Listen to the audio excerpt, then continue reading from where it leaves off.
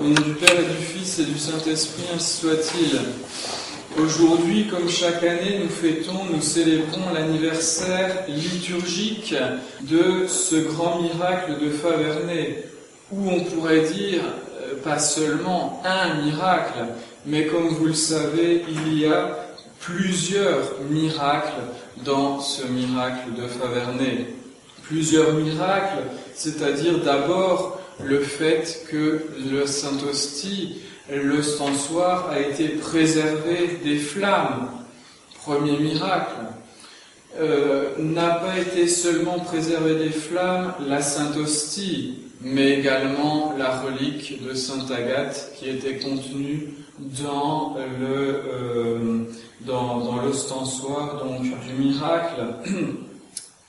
Également ont été conservées, préservées des flammes, les bulles, la bulle du pape qui autorisait cette exposition spéciale, cette adoration particulière du Saint-Sacrement, et puis la bulle également de l'évêque. Et donc là aussi, elles auraient dû brûler, elles n'ont pas brûlé.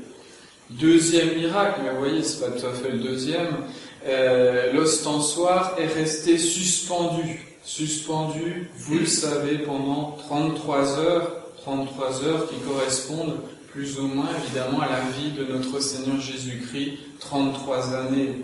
Et miraculeusement, troisième miracle, l'ostensoir est redescendu de lui-même pendant qu'un prêtre célébrait la messe, pendant que ce prêtre reposait sur l'autel l'hostie qu'il venait de consacrer. Alors, il est important pour nous qui sommes ici à Faverney, vous qui êtes dans les environs, plus ou moins larges, eh bien, de nous rappeler, mais c'est un miracle qui touche absolument toute notre région, n'est-ce pas, de se rappeler de ce grand miracle, de ces miracles, et de l'importance de ces miracles pour démasquer spécialement l'hérésie, ou plutôt les hérésies protestantes. Malheureusement, les protestants ont eu la grâce à l'époque de se convertir. Peu, hélas, se sont convertis. Certains se sont convertis après avoir tourné autour de l'Église, rentré, sorti, etc.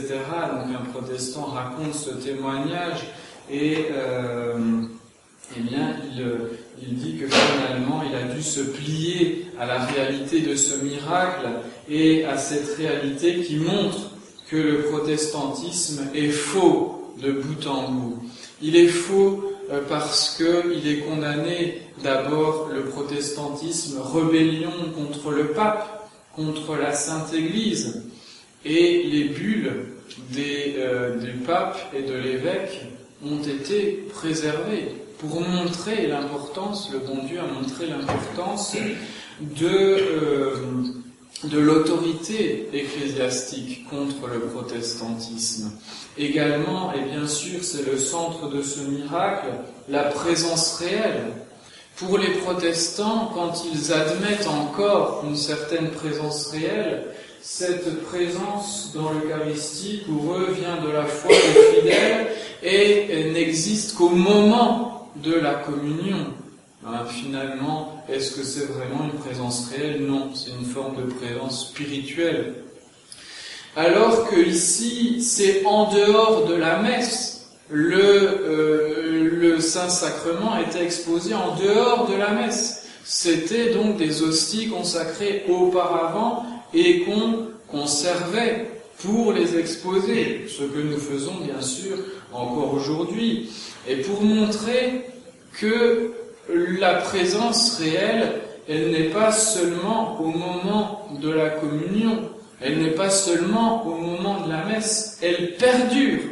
Une fois qu'une hostie est consacrée, tant que les espèces, comme on le dit, nous en reparlerons pour la fête de Dieu bien sûr, tant que les espèces du pain et du vin demeurent, ne sont pas corrompues, par le temps ou autre chose, eh bien, notre Seigneur Jésus-Christ demeure dans la Sainte Eucharistie. D'ailleurs, c'est pour cette raison que dans la Sainte Hostie qui reste aujourd'hui à Flaverney, il n'y a plus la présence réelle, parce qu'elle est corrompue, ce n'est plus que finalement de la poussière qui est tenue. Notre Seigneur n'est plus présent.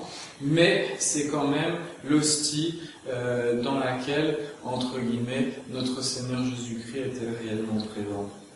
Donc vous le voyez, le protestantisme a le cou tordu, si j'ose dire, dans ses idées fondamentales par ce grand miracle de Flaverney. Qui peut le nier? Il faut beaucoup de mauvaise foi, il faut aimer les ténèbres, comme nous le dit notre Seigneur Jésus-Christ dans l'évangile d'aujourd'hui. Il faut aimer les ténèbres pour ne pas vouloir reconnaître ce miracle, l'historicité de ce miracle, des nombreux témoins. Il y a des centaines de personnes qui ont constaté, qui ont vu. Alors, une illusion collective est-elle possible, n'est-ce pas? Alors, les moines ont-ils, de Flaverney, ont-ils triché, tout mis en scène? Évidemment, cela ne tient pas devant la réalité des faits et devant la réalité de ces témoignages.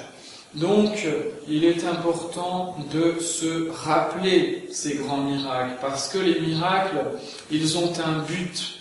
Les miracles, ils ont un but, celui de nous conforter dans la foi. Et ça a été le cas, puisque, à l'époque, le miracle de Flaverney a arrêté cette progression du protestantisme dans la région. Également, si ce n'est pas pour nous, le miracle va servir aux protestants, va servir soit pour leur bénédiction, j'oserais dire, donc pour leur conversion, soit pour leur condamnation. Et là encore, on pourrait se reporter à l'évangile d'aujourd'hui. C'est-à-dire que ce miracle, eh bien, c'est une lumière. Cette lumière dont parle notre Seigneur Jésus-Christ, c'est une lumière qui montre la lumière plus importante derrière, c'est-à-dire la doctrine sur l'Église, la doctrine sur le culte des saints, je ne l'ai pas mentionné, mais donc cette présence de la relique dans l'ostensoir montre aussi le culte des saints que refusaient les protestants. Et donc, ils ont la lumière. Et alors, deux réactions. Est-ce qu'ils se laissent baigner par la lumière? Est-ce qu'ils acceptent la lumière de la vérité, de la foi catholique? Est-ce qu'ils sortent des ténèbres du protestantisme? Donc voilà la première réaction, celle que certains protestants ont eue, c'est-à-dire de reconnaître que le protestantisme n'est pas la véritable foi, que le protestantisme n'est pas la véritable Église, la véritable religion, que le protestantisme va à l'encontre de notre Seigneur Jésus-Christ, de son Évangile. Ils ont reçu cette lumière, ils ont accepté cette lumière. Mais malheureusement, de l'autre côté, eh bien, beaucoup de protestants ont continué à demeurer dans les ténèbres. Ils ont eu la grâce de Dieu. C'est une grâce insigne, une grâce importante. Et ils n'ont pas reçu, accepté, pour employer plus le terme latin, accipere, qui veut dire recevoir, accepter. Donc ils n'ont pas accepté, ils n'ont pas reçu la lumière. Pourquoi n'ont-ils pas reçu la lumière? Pourquoi ceux qui nient encore aujourd'hui la présence réelle et le nouveau rituel de la messe, entre guillemets, parce que finalement ce n'est plus une messe mais une scène protestante, la entre guillemets messe de Paul VI, eh bien elle laisse un doute très important sur la présence réelle qui découle, si on suit les textes de la Nouvelle Messe, qui découle de la présence des fidèles. C'est tout à fait protestant. Il y a au minimum ambiguïté, mais cette ambiguïté est évidemment coupable.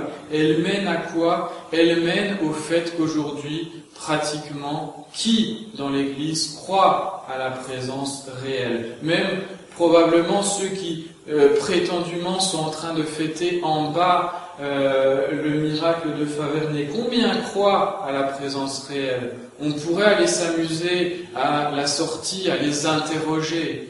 Et peut-être, probablement, nous regarderait-il avec des grands yeux et nous dirait-il, mais c'est pas ça le plus important, c'est la communion, d'être ensemble, etc. Enfin bref, tout le langage actuel. Eh bien, ils ont la lumière devant eux, mais ils ne veulent pas la recevoir. C'est ce que dit notre Seigneur dans l'Évangile d'aujourd'hui, une très belle page d'Évangile, très claire, très précise. Notre Seigneur Jésus-Christ montre, voilà, je suis la lumière, j'apporte la lumière, et il l'apporte à travers les siècles par la doctrine de l'Église et par ses miracles. Et à chaque fois, il y a les deux réactions. Soit on reçoit la lumière, soit on la rejette. Et pourquoi il y en a qui la rejettent? On pourrait se dire, bah oui, il y a la lumière, c'est suffisamment clair ce miracle. Comment est-ce possible que certains rejettent cette lumière? De même, comment est-ce possible que certains, d'ailleurs un grand nombre de Juifs à l'époque de notre Seigneur, aient rejeté notre Seigneur Jésus-Christ? Il faisait des miracles sans arrêt. Sa doctrine était extrêmement élevée. Sa vie était absolument parfaite.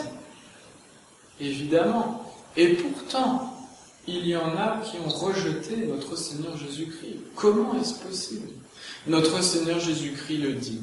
Pourquoi ils rejettent la lumière? Eh bien, parce que la lumière, elle dévoile leurs œuvres mauvaises.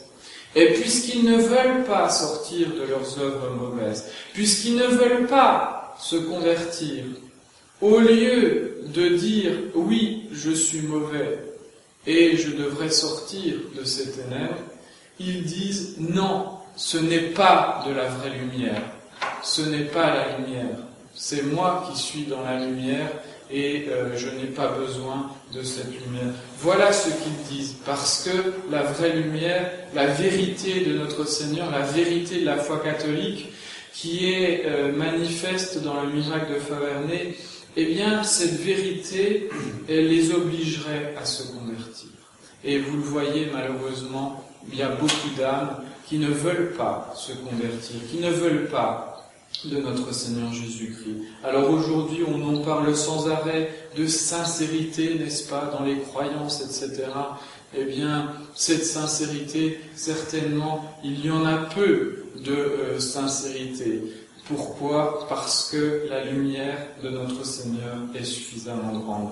Parce que notre Seigneur l'a montré à travers aussi, non seulement des miracles comme le miracle de Faverney, mais des miracles eucharistiques. Il y en a bien d'autres. Celui-ci est important, parce que il y a une grande foule de témoins, et il est donc indéniable d'un point de vue historique. Mais il y en a bien d'autres, et pas seulement d'ailleurs des miracles eucharistiques. Donc, tout cela, la doctrine également parfaite de l'Église, sa moralité parfaite, sa sainteté, eh bien tout cela montre où est la vérité. Donc ceux qui aujourd'hui, il y a des moyens de communication extraordinaires, évidemment qui font beaucoup de mal. On pense bien sûr à Internet, mais ce moyen de communication permet aussi de diffuser la vérité. Et donc, celui qui veut vraiment la vérité, qui veut trouver notre Seigneur Jésus-Christ, qui veut trouver la vraie religion, il est encore plus impardonnable qu'on a pu l'être à certaines époques. Donc, mes bien chers frères, ne soyons pas naïfs, relisons les paroles de notre Seigneur. Celui qui ne veut pas de la lumière, il est déjà jugé. Il est déjà jugé parce qu'il ne croit pas dans le Fils de Dieu. Il est déjà jugé parce que ne croyant pas dans le Fils de Dieu, il ne peut pas se sauver. Donc voilà, dans quelle catégorie nous placerons-nous? Évidemment, par rapport à la foi, il nous faut conserver une foi très ferme par rapport à tous les principes de la foi. Je le rappelle souvent, spécialement par rapport à la question de la vacance du siège apostolique, vacance au moins formelle. Eh bien, ce sont aussi des lumières que nous avons. Tout le comportement, tout le discours, toute la doctrine absolument scandaleux de Bergoglio, ce sont aussi des lumières, paradoxalement. Des lumières que le bon Dieu nous donne pour démasquer, non pas démasquer derrière soi-disant vicaire du Christ, plutôt le vicaire de Satan. Nous avons la lumière, tous les chrétiens, tous les catholiques ont la lumière. Mais combien vont la reconnaître? Combien vont aller jusqu'au bout, jusqu'aux conclusions ultimes? Peu. Et pourquoi? Eh bien, parce que, une fois de plus, ça va les déranger dans leur vie, parce qu'il faudra faire plus de kilomètres pour avoir une messe véritable, et pas Unacum, le vicaire de Satan. Pourquoi? Eh bien, parce que cela est beaucoup plus confortable, on se sent plus nombreux, etc. C'est un peu le but de ce fameux pèlerinage de Pentecôte, se sentir nombreux. Comme si le bon Dieu n'avait pas déjà condamné par le passé, spécialement dans l'Ancien Testament, le fait de se sentir nombreux. Le roi David, quand il a voulu dénombrer ses armées pour faire face aux armées des peuples païens environnants, a été puni par Dieu. Il a été puni même gravement. Et donc, pour nous montrer que nous ne devons pas penser au nombre, nous devons penser à compter sur le bon Dieu et donc à lui être fidèle dans la doctrine et fidèle également dans notre vie. Et donc là encore, faisons attention. Quand nous voyons nous-mêmes, chrétiens, démasqués par la lumière de l'Évangile, nos infidélités, aussi petites soient-elles, envers notre Seigneur Jésus-Christ, eh bien ne restons pas dans les ténèbres, reconnaissons nos fautes et essayons d'entrer, de persévérer, de progresser dans la lumière de la grâce. Relisez, méditez cet évangile d'aujourd'hui. Tout le monde peut évidemment et doit en profiter. Donc voilà la grâce que nous demanderons spécialement aujourd'hui à notre Seigneur Jésus-Christ. Nous-mêmes, de vivre dans la lumière de la vérité. Et puis, demander, cela fait partie de la charité chrétienne, demander bien, que le bon Dieu montre sa lumière, mais il a suffisamment fait. Demander que ceux qui sont dans les ténèbres bien, voient la lumière, ne se détournent pas de la lumière, mais au contraire aillent vers cette lumière de la vérité, cette lumière qu'est notre Seigneur Jésus-Christ. Au nom du Père, du Fils et du Saint-Esprit, ainsi soit-il.